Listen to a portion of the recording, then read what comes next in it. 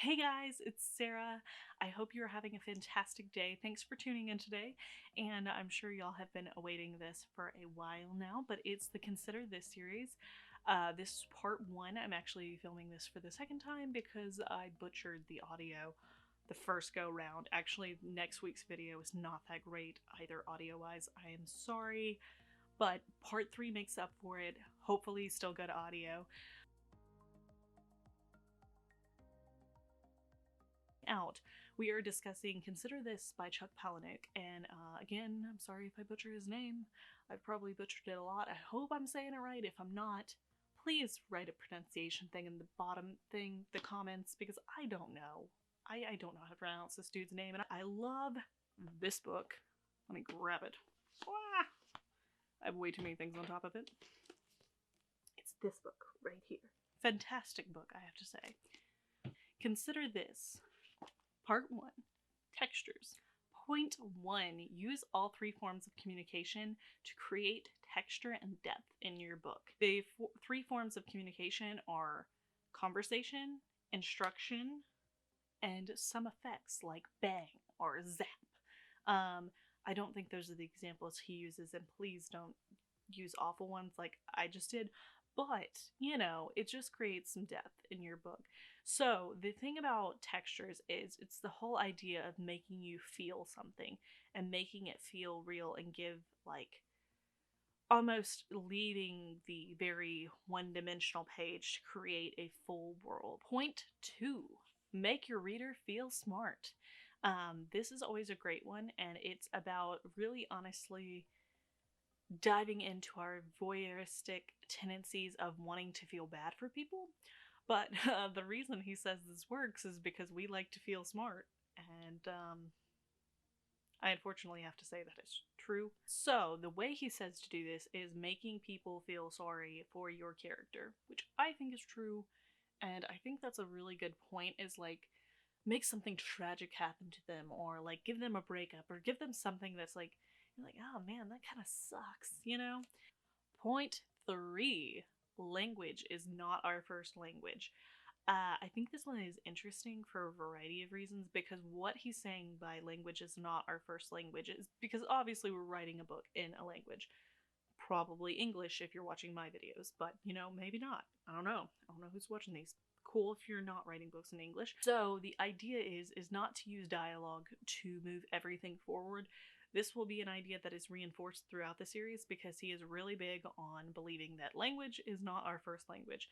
So using things like description and instruction and all those things shows us that language is not our first language, and it's not the first way that we should communicate to our readers. We should communicate through other means, and it's also not how we should be driving the plot forward. Have a chorus that rings throughout your story that reminds you of the story that you are in.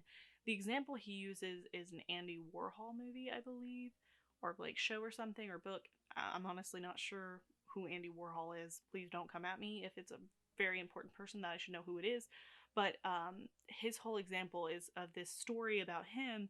His whole like chorus that rings through is "So what?" I think of The Big Lebowski, and I forget exactly what it is. Maybe it's The Dude Remains, but it's this kind of like pacifistic style of thing. I can't remember exactly what his is, but it's like a pacifist kind of saying, because the dude in The Big Lebowski is a very like consistent person with staying peaceful and that life just is. Point 5 is create a group or like a society in which the story operates. Examples of this is his book, Fight Club, the Yaya Sisterhood, the Sisterhood of the Traveling Pants, things like that, where there's a society, there's a code. Another example of this could be like a religion, and everybody just knows.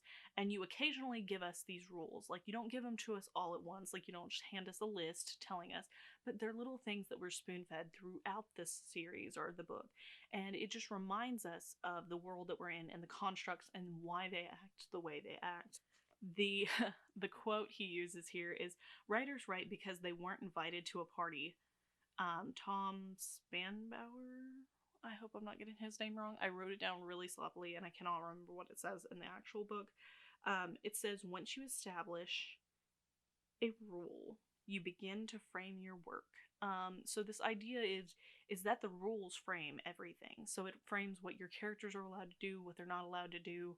I see this a lot with magic systems. Is if a magic system is written well, there's rules around it. There's usually like some sort of overarching reason why there's rules around it. Like, I'm trying to think of an example. But there are rules of magic and there's rules of whatever it is, because each society frames like rules that you're allowed to be in. So if you're creating a completely new universe, then the laws of like America will not apply. You have to write new laws. You have to frame why this character is allowed to do this or why they're not allowed to do this. I have kind of a bad example of this, and it's Guardians of the Galaxy. So we know that most of them are kind of they're not necessarily good people, like they're criminals, I think is what the Guardians are supposed to be. And so we know because of that they're rule breakers. So most things they do are actually not necessarily good, but we still watch it because I don't know, we like it. It's fun. So that frames like our idea of them, though, is the fact that they are rule breakers. Thank you guys for watching. I hope you come back next week for Establishing Authority and the Consider This series. It's part 2, and I hope you had a great time watching this. I hope it helped you learn, and if you have anything to add to this, please leave a comment down below, like, share, and subscribe, and thank you, and all the good vibes. Bye guys.